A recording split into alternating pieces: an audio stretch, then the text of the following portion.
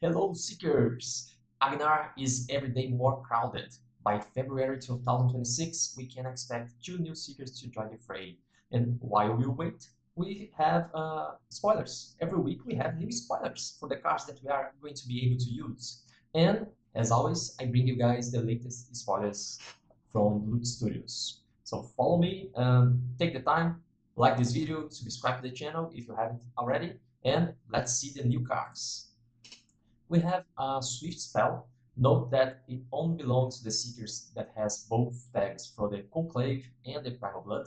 So by the time I record this video, we only have one Seeker that does that. That's the one that's going to be revealed next month in January. So you guys will have to wait.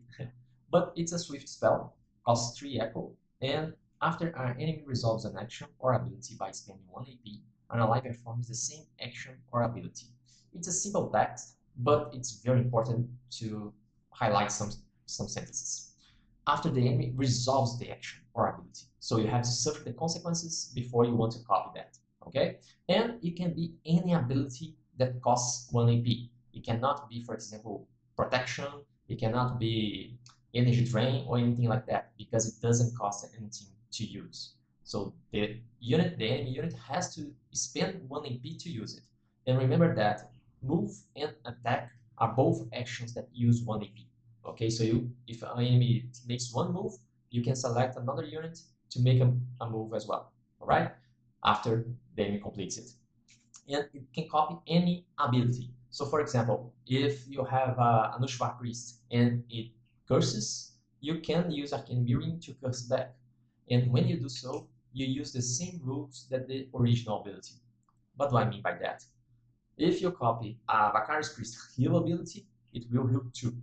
But if you copy Sigurd's heal ability, it will heal by 3. All right? On the other hand, you can copy, for example, Battle Cry to make one of your units make a move or attack action, right? If you copy the Battle Cry, the reference of the unit's rank will be your unit, not the original unit to which you are copying the ability. What? Well, let me break it down. Let's say you have an elite unit, not elite. Let's take what exists. We are going to use the Warfront Commander to battle cry a unit. Okay, he is an elite unit, but my opponent is playing the new Seeker, and after I resolve my battle cry, my opponent casts Arcane Mirroring.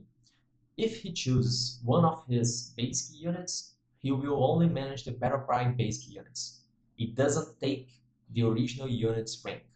All right? But besides that, it's a very simple and very useful, versatile spell.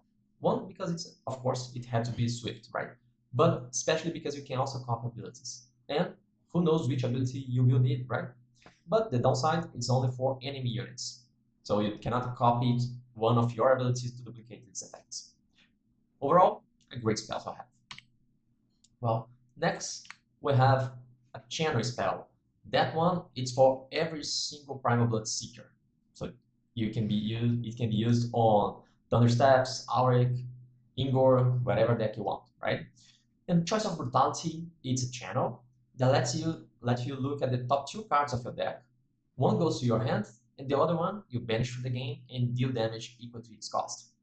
It's particularly effective if you, for example, have looked at the top card of your deck with Igor's ability first, and you already know what's there, or if you have the new Seeker, which also has Conclave spells, and you can use, for example, Brewing Fate, that allows you to look the top 2 cards of your deck and put them anywhere, right? Choice of Brutality is a very good spell, in my opinion, because basically allows you to cycle your deck and do some damage on the process, right? That's what Primal Blood is all about. It also has one very strong synergy with the New Seeker from the Conclave Primal Blood, but you guys will have to wait for it to be revealed, so I can review it for you, right? But overall, it's a great spell because it cycles your hand, it has a low cost, only 3, so it's easy to cast, and you will manage to do some damage. The downside, you don't know if that damage will be relevant for whatever you want to do. You need to do some planning before you use that spell, but overall, you have a potential to cast for 3 or 2. Let's say you are on the Conclave terrain, and do up to 9 damage. Not bad, right? The next is Dilemma of Fate, another channel spell specifically for the new Seeker for Legion and Order. It presents your opponent with two choices. He has to choose if he wants you to heal for 8 or deal 3 damage to 2 of his units. The downside, of course, is that your opponent is the one making the choice, not you. But for 3 echo, you're either gonna almost heal back to full health one of your units or spread a lot of damage on the battlefield. It's not a bad spell. I like to have it because both options are very strong, very good for us. But this is especially good on free-for-all games, right? Imagine that you have 3 opponents, so you choose one to mess up with the other. That's always a good thing to do. We do that a lot on Match the Gathering Commander, right? This kind of agreements. But overall, on a standard game, I still think that Dilemma of Fate is worth a slot on your deck because it heals your units or deals damage. And well, then, well, when the next Seeker is on, you will know more about it. Let me jump ahead because otherwise I'm gonna end up saying something I shouldn't.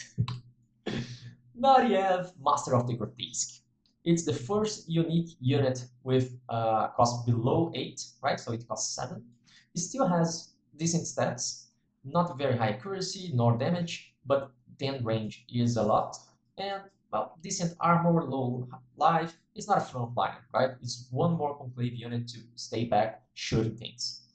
Well, not only that, but Nariev has Chaos Spellbound, which is an ability that costs 2 AP, so you cannot replicate it with Arcane Mirroring, right?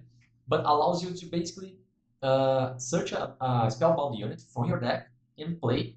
When it's written only play, you still have to pay for the costs. And you can play that spellbound unit within 6 of Nariev, right?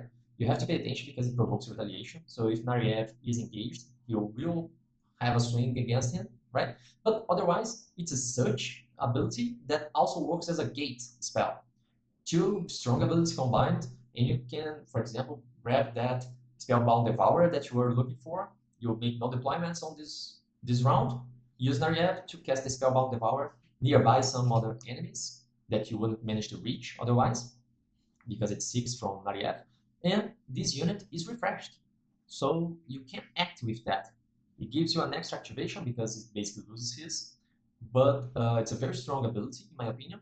And since you haven't used any spell, you can, for example, Yasmin Stride with him to better position, and then summon Spellbound Devour to do massive damage. It's a great combo. And he also has Swap Spellbound. He can change places with other Spellbound units.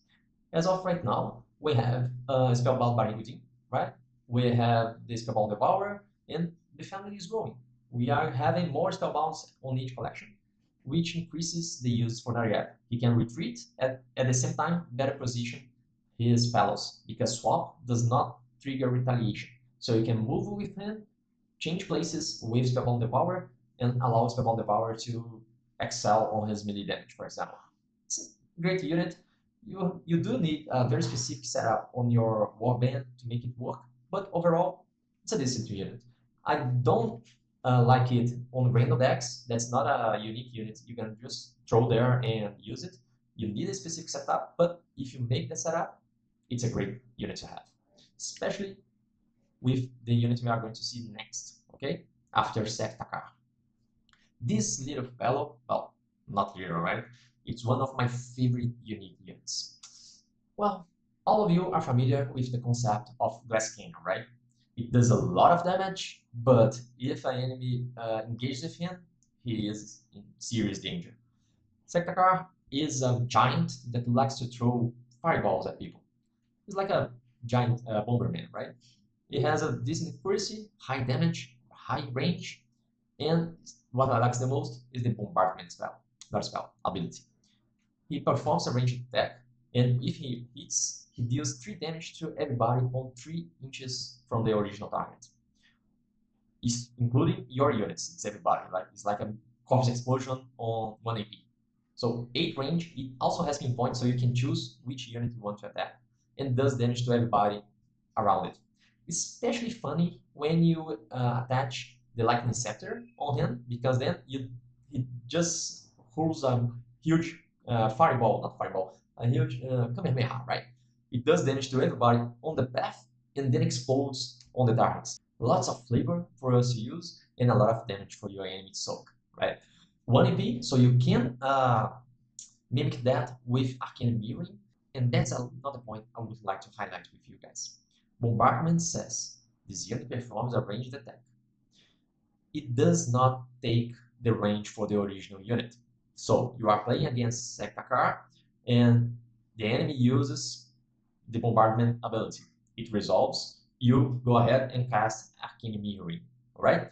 The unit you choose has to be able to make a ranged attack. It cannot be on a melee attack. It cannot take Sektakar's ranged. Okay? So when you choose how to use the spell, you have to know that your unit has to have all the requirements to perform that ability. That being said, bombardment can do a lot of damage to a lot of enemies if you get the position right. 16 health, it's a good number, but 11 armor is just a little, too little, right? So you have to be careful to position him well with the defensive units nearby because it's worth 9 mastery. So it does a lot of damage, but it dies fast. Remember, glass cannons have to be protected. We also have the Arcane Sentinel units. It's a construct spellbound, so you can search with Nariel for it and you can swap places because it's a spellbound. But it's a sentinel. It's a tower. Have you ever played tower defense? That's what you are going to play now on malediction, right? Because it has 0 movement. It cannot move by itself. You have to telekinesis it. You have to use Nariev to move it around. But it has 10 range, so it's a lot, right? Sadly, it also has clumsy, so you cannot hold relics with your big tower for defense, but its damage is very interesting. It has 4/2 damage, so it's high, for, especially for a basic unit with 4 echo, right? It has Overwatch. Whenever an enemy unit resolves a movement, you can exhaust this unit and make 1 attack with 2 more damage. So let's go. 2 more damage, as written that way, if you score a critical grace, it's not going to do the extra damage on your enemies, okay?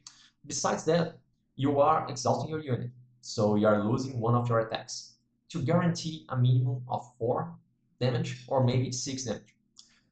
A few things that's important to say.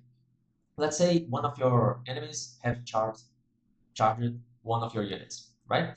You will resolve Arcane Sentinel's Overwatch before the attack of the charge, because charge is an action in which you first make the movement, then you make the attack. It's not a single action per se. So first you make the movement, take the hit from Arcane Sentinel, and then the charge can complete with the attack. That's important because maybe you can kill the unit before it charges, right? Before it deals the attack. The +2 damage is not always worth the exhaustion, right? You lose the activation, but it might work. I like Arcane Sentinel, especially if you combine it with units with Battle Cry. So the New Seeker, it has Primal and Conclave, so you can use the Shamans, right, to Battle Cry the Arcane Sentinels. The Shamans are basic, the Sentinels are basic as well, so it works. So imagine this. I've done that a few times and it's very funny. You go to the center of the battlefield and place 3 Arcane Sentinels, 1 on each border, and 2 Shamans in the middle. The Arcane Sentinels keep shooting every single time, and the Shamans can make 2 of them make another attack. So it's a lot of damage for 10 range, and they are cheap, right? Every single Sentinel costs 4 mastery. So if your opponents are busy targeting them, it means you have other units to grab the relics or to do more damage. I like this unit, even though it doesn't move by itself, but like I said with Nariev, if you build a specific deck for it, it works amazingly well. So we have Arcane Mirroring. That's a very resourceful spell that you have to understand its limitations when you are trying to replicate some other ability, but it's also good to have. The downside is that you don't choose when you are going to be able to use it. Most people use it just to make another attack or to make another movement and better position their units. But against specific units, specific decks, it can do much more. Choice of Brutality, another damage dealing spell. that you can use to cycle your deck while doing damage to your enemies. So it's unique, but it's very cheap and very useful spell as well. Animal of Fate, two strong choices, but it's your opponent's choices, not yours. It's still a very good spell to have in your deck because it will fulfill its role. Nariev, a unique unit that costs only 7. It's not very strong by himself, but he can position your spell bounce and he can bring the spell bounce from your deck into play. So even if you have few units, you can rely on him to bring a strong spell bounce every single round. Especially good if you build the deck to run around him, not only your seeker, right? Second Hourglass Cannon, you can do a lot of area damage, but remember to protect him, because with 11 armor, it dies very fast. In the Arcane Sentinel, that's your tower defense mini-game inside Malediction, just to position your towers and wait for your enemies to arrive. That's it, guys. That's what we have for today. I hope you have enjoyed. Every 2-3 weeks after we have 5 to 6 new cards, I will bring new videos for you guys with the new cards spoiled, right? And after we have all the secrets and all the cards, I'll make a major compilation for us reviewing the cards. Okay? I hope you have enjoyed. Remember to subscribe and share this video with your friends. Let's bring the word to more people and make Malediction a huge game up on the upcoming year. Right? Play safe. See ya.